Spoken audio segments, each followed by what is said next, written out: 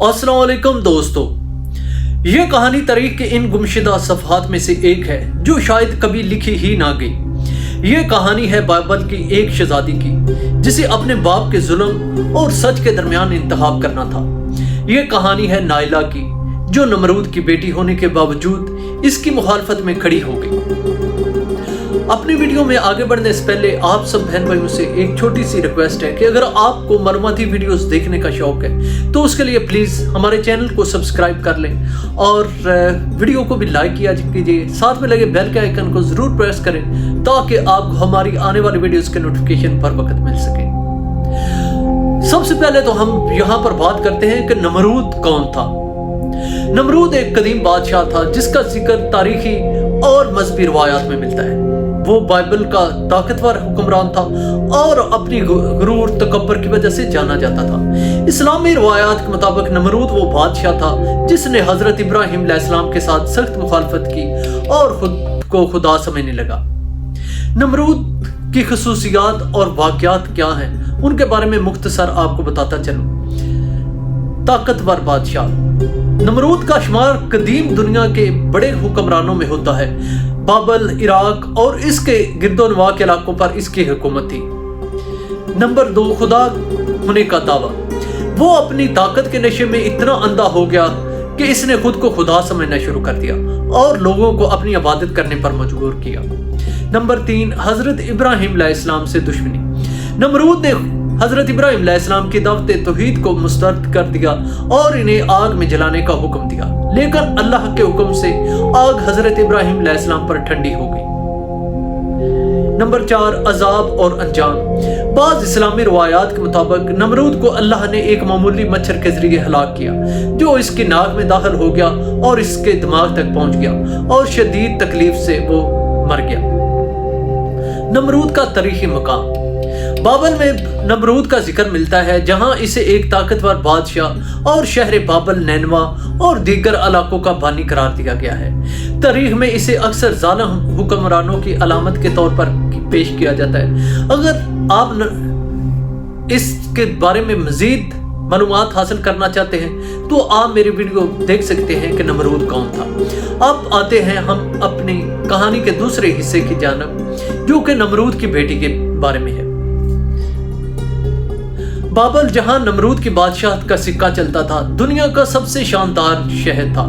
नमरूद खुद को खुदा कहलवाता और लोग इसके सामने सजदा करते और जो इसका इनकार करता वो या तो कत्ल कर दिया जाता या कैद में डाल दिया जाता। इस महल में एक शहजादी थी, नाइला, जो सबसे मुख्तलिफ थी। इसकी परवरिश शाही असूलों के मुताबिक हुई मगर इसके दिल में रहम और सच्चाई की जुस्तजू थी। वो अक्सर महल की ऊंची दीवारों से बाबल के आम लोगों को देखती जो भूख, बीमारी और जुल्म का शिकार थे। वो सोचती अगर मेरे बाप वाकई खुदा है तो ये लोग इतने बेबस क्यों हैं।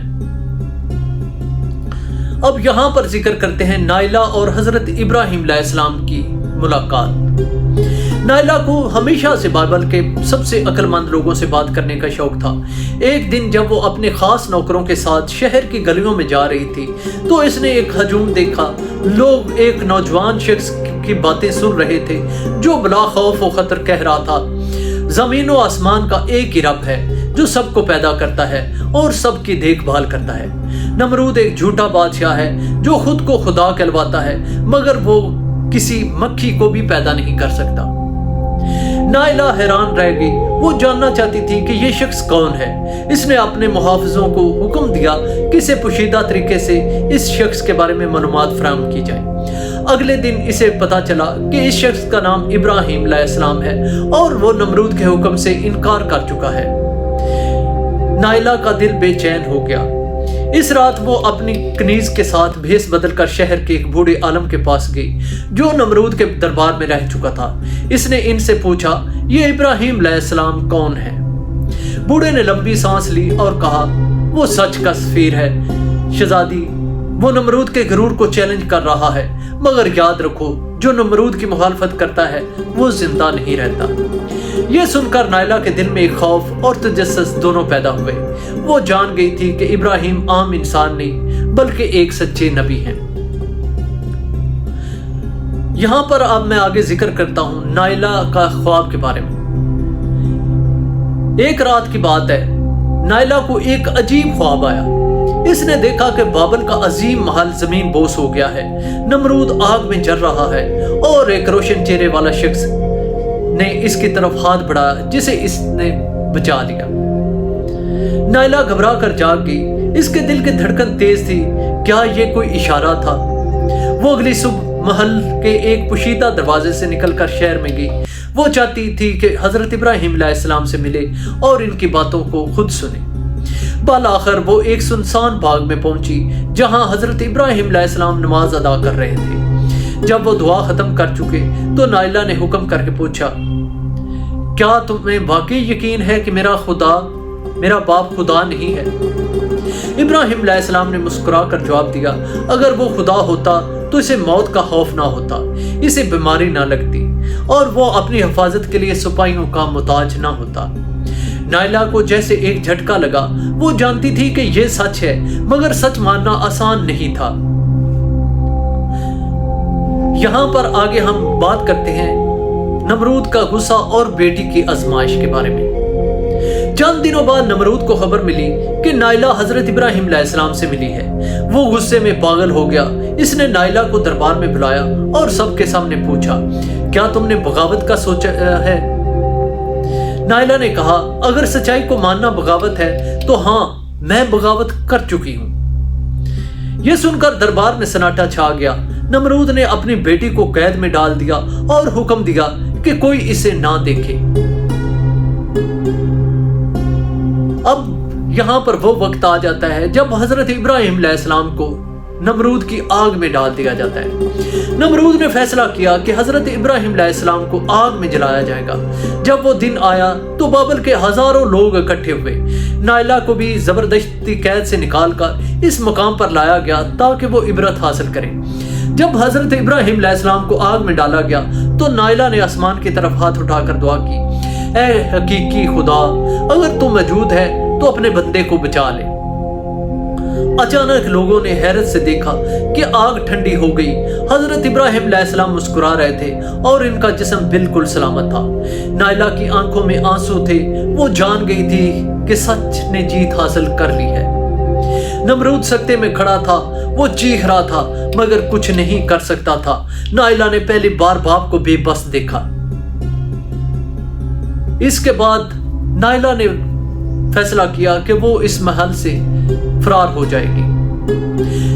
اسی طرح وقت گزرتا گیا۔ پیارے دوستو، ایک رات کا واقعہ ہے۔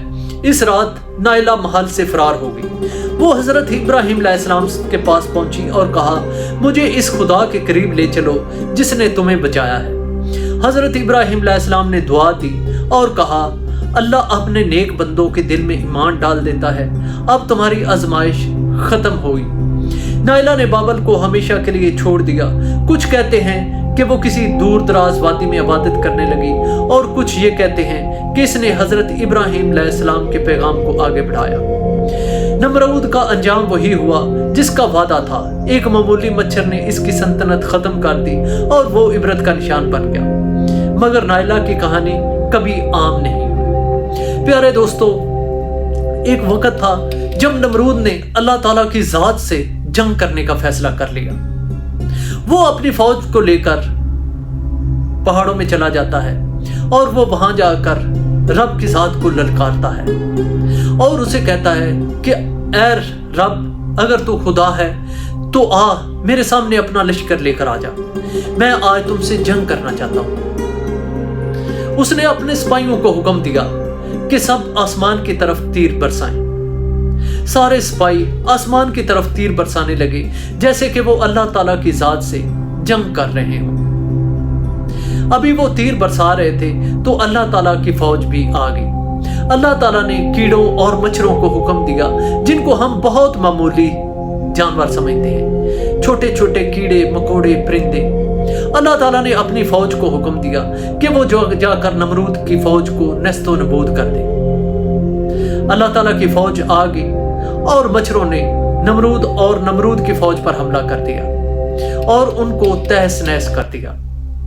اسی طرح ایک مچھر نمرود کے ناک میں چلا گیا یا کان کے ذریعے اس کے دماغ میں چلا گیا۔ रवायात में आता है नमरूद को उसने इतना तंग कर दिया था कि वो कहता था कि मेरे सर में जूते मारे जाएं। नमरूद को खुदाई का ये सिला मिला कि वो अपने आप को जूते मारता रहा, वो दीवारों में सर मारता रहा और इतना सर उसने पटा कि आहर उसकी मौत हो गई। और ये थे खुदाई का दावा करने वाले लोगों का अंजाम। आज भी दुनिया में ऐसे लोग मौजूद हैं जो अपने आप को खुदा समझते हैं और खल्के खुदा को अपनी मखलूक समझते हैं। तो आज की वीडियो इतनी है। अगर हमारी ये वीडियो पसंद आती है तो इसको शेयर कीजिएगा, लाइक कीजिएगा। चैनल को सब्सक्राइब नहीं किया हुआ तो चैनल को सब्सक्राइब कर लें। मिलेंगे कल एक नई और खूबसूरत इंफॉर्मेटिव वीडियो के साथ। तब तक के लिए अस्सलाम वालेकुम और अल्लाह हाफिज।